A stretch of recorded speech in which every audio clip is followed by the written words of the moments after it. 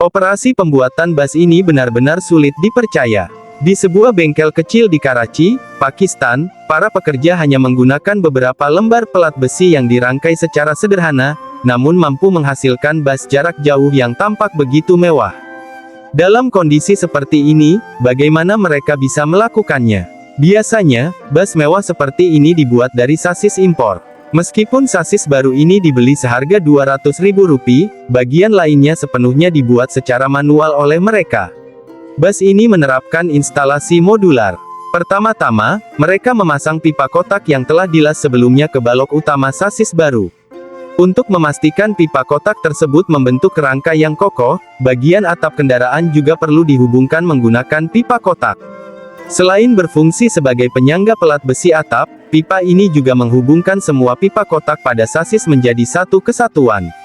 Untuk mempercepat proses produksi setiap bas, para pekerja lainnya mulai memotong pelat bodi kendaraan secara manual. Meskipun mereka tidak memiliki mesin pemotong khusus, pembentukan pelat besi ini tetap dilakukan dengan sangat cepat. Setelah pelat tersebut dibentuk secara sederhana menggunakan palu, komponen bodi kendaraan pun selesai dibuat.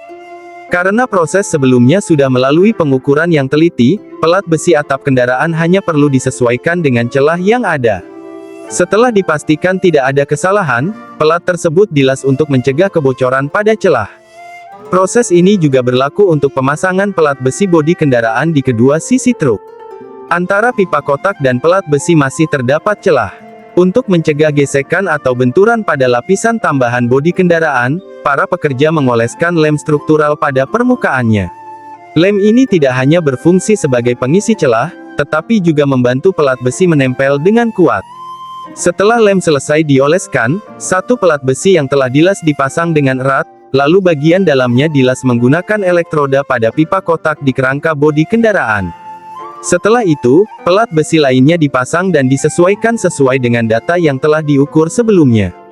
Dengan memanfaatkan jarak antara pelat besi yang berdekatan, garis pelat besi dapat disejajarkan pada garis horizontal.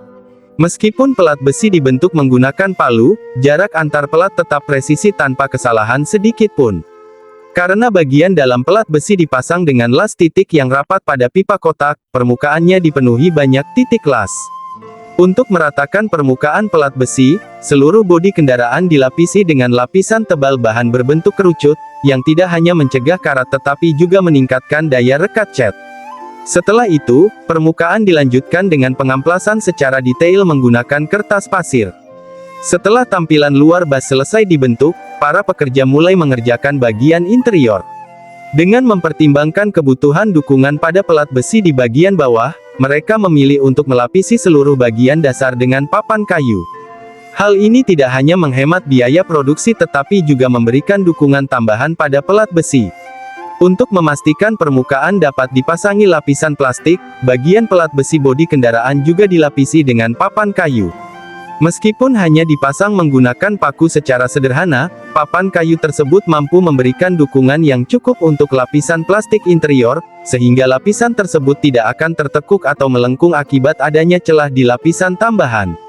Untuk mencegah terjadinya retak yang tidak diinginkan, para pekerja memastikan setiap penumpang mendapatkan pengalaman yang nyaman dengan membuat kursi sandaran secara manual. Meskipun rangka kursi dibuat dengan menggabungkan lem dan papan kayu, bagian dalamnya dilapisi busa tebal. Setelah itu, mereka membungkus seluruh sandaran kursi dengan sarung kursi yang dijahit secara manual.